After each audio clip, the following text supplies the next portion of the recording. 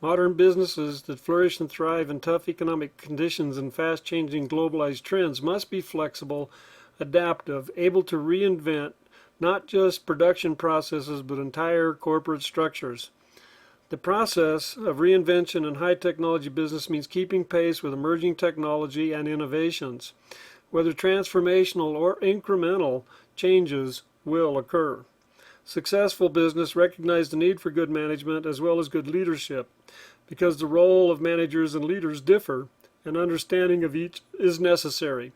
Managers are figureheads and negotiators that work as liaisons, monitor conditions, and allocate resources, while leaders tend to establish direction, develop a vision, and align people, motivating them to facilitate change. Because change is not natural, it must be structured, planned, implemented, and reconciled into corporate culture. Change also involves ethics and ethical decisions that directly impact customer perceptions of businesses and their practices. There are different ways to approach change, with models serving as tools. An application of John Kotter's 8-step change model to the high-tech businesses will provide insight, while adopting change is necessary to survive in modern business climates. Heraclitus, an ancient Greek philosopher, stated, "Change is the only constant." And for businesses, this means business as usual. What is not stated is the type of change taking place. Change occurring over time, such as incremental change, or transformational change, which is abrupt and unsettling. However, both transformational and incremental change have a purpose, is structured, striving to provide improvements that benefit the entire organization. The change of every initiative is to reap rewards for the organization in some form. In the 21st century, businesses in the high-tech industry face many challenges. With these challenges, different styles of management and leadership are required, especially with emerging technologies that have short life cycles. Sometimes entire corporations need to be transformed, and at other times they demand incremental type change. To avoid distractions, influence dissenters, and change authority requires bold, risk-taking leaders. Also important is change may initiate from the top down or the bottom up. Bold, dynamic leaders recognize the roles of followers and the importance of forming coalitions and relationships in the process of change and those affected by it.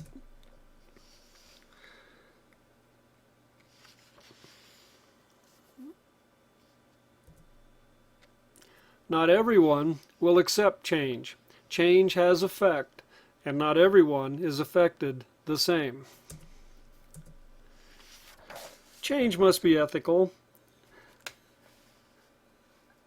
And that goes without saying, because if changes are not ethical, the businesses will suffer severely and customer perception of the business will be damaged, and that certainly influences the bottom line. Change can be initiated from the top down or the bottom up. And change must be for the general benefit of the organization. Some sort of an improvement in conditions or methods must be established as the result of change, or people will just merely get the attitude of, what's the use? And changed leadership involves collaboration and relationships.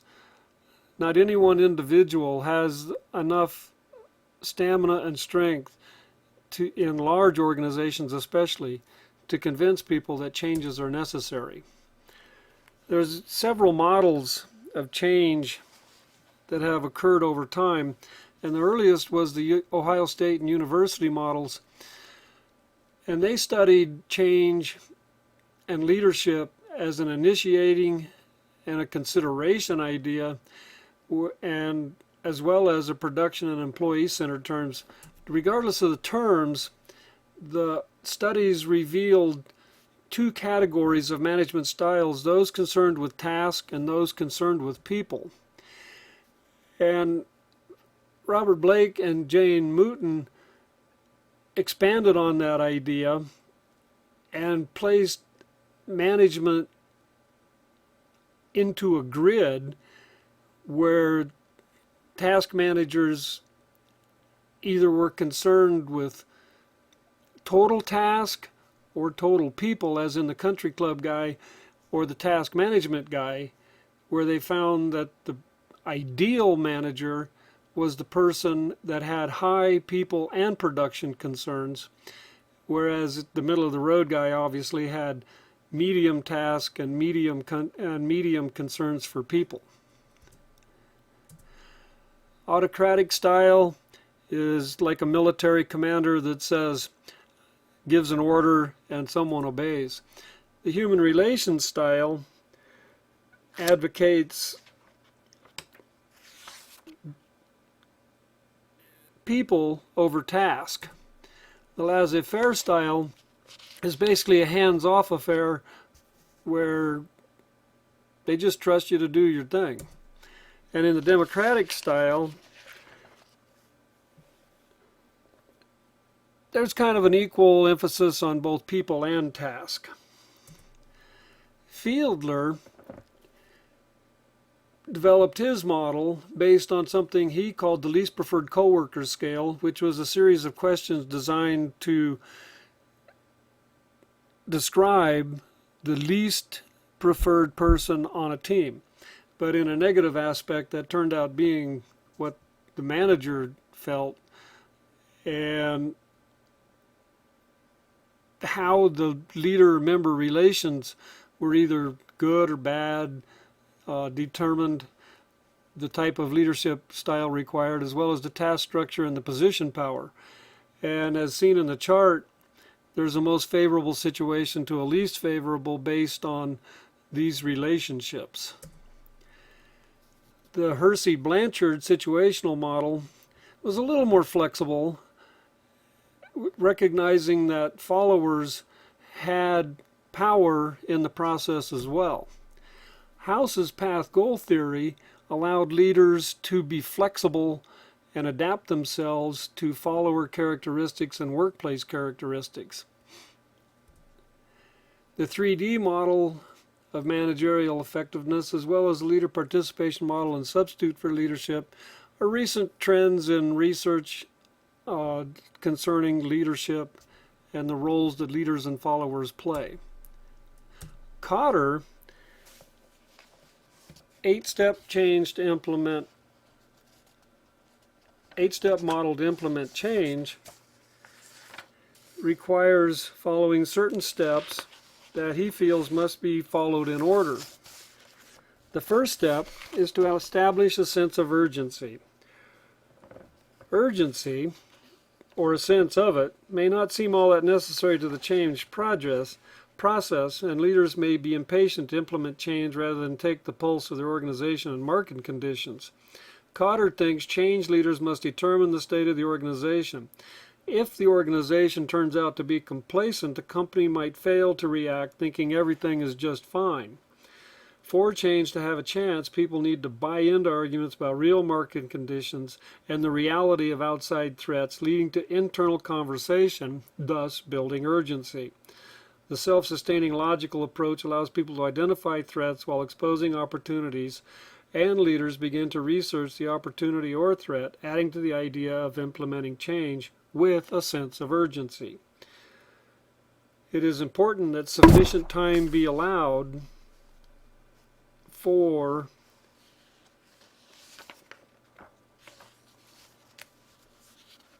to build a sense of urgency.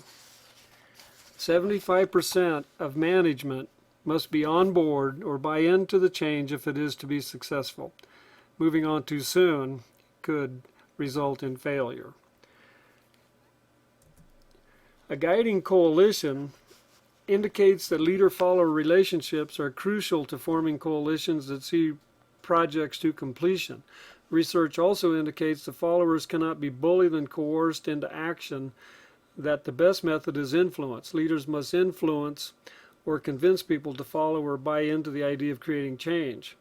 And since Kotter's process is linear, best suited for top-down change, it is vital that upper management with sufficient position power become part of the coalition.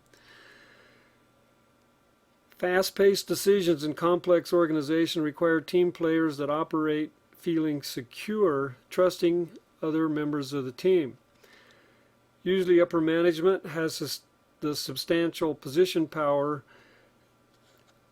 and bring vast amounts of expertise to the team, ensuring that relevant points are represented. Team members should also represent corporate heroes that are taken seriously. Change is movement and action making the future different from the past. A clear, powerful vision accomplishes three things according to Kotter. First, a clear vision simplifies decisions.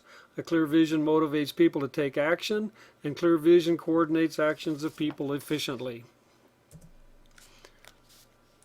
Communication of visions for future after changes requires constant attention, and most companies under-communicate their vision by a factor of 10. To ensure complete understanding of the vision, communication must remain free of jargon and trade babble that is especially critical in the high-tech industry.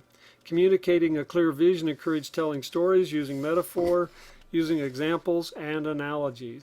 The most important ingredient of the communication process is the actions of change leaders. Change leaders that transform organizations become examples of the new corporate culture that they have aspirations to obtain. If change leaders appear inconsistent, it undermines the communication and the change movement. When change agents embody the new culture, it sends a powerful message throughout the organization, increasing motivation, confidence, while debunking naysayers. There are so many obstacles to change it would be impossible to list them. However, some common obstacles are apparent, such as burgeoning layers of management or corporate structures that fragment resources, making response to issues slow, if not impossible. Changing systems and structures may prove to be very difficult, but necessary. The most difficult barrier to change might be a supervisor entrenched in procedures and habits with a style of management that thwarts change. Elaborate strategies and manipulation only forestall the inevitable and looks awful, cruel, unfair, and sleazy. The best tactic for these obstacles is honest dialogue. Guiding coalitions need to monitor conditions, being careful to recognize short-term wins. These accomplishments usually occur between 6 and 18 months after implementing change and are recognized as improvements in former conditions, such as improved customer satisfaction or increases in production. And these short-term wins need to be recognized and rewarded and made public to the team to encourage them not to let up. Short-term wins are breaks in the action that opponents of change use to show momentum or even reverse directions. Organizations should witness reduced independencies between areas with constant efforts to keep urgency high, consistently proving the new way is working. When the changes of success are on the line, leadership must remain stable and consistent or change will stall, and so will the chances for success. Change leadership at this stage goes against popularity to celebrate victories, recognizing the chance for success requires more projects to entrench transformational change. And finally, the change must be incorporated into organizational culture.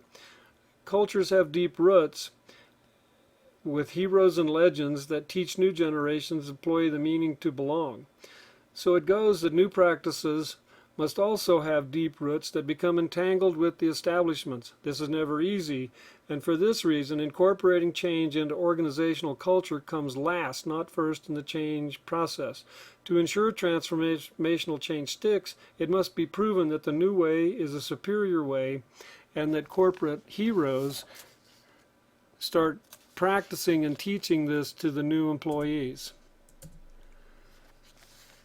Kotter's method is linear and top-down, adaptable for classical organizations. It's clear and distinctive and easy to follow, but followers must buy in to the change. It's rigid, structured, and very unflexible.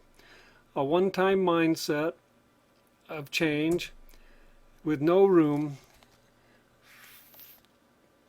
for flexibility. Management style is crucial in success of implementing Kotter's 8-step plan.